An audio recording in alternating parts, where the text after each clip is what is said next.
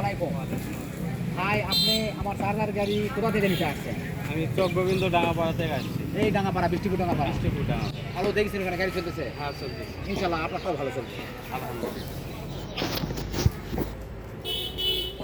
Tata engineering workshop, battery চালিত charger গাড়ি আল্লাহর রহমতে 100% গ্যারান্টি সহ বিক্রয় করা হচ্ছে।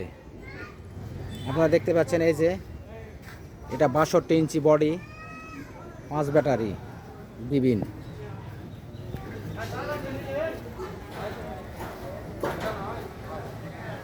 এটা পিছন সাইড।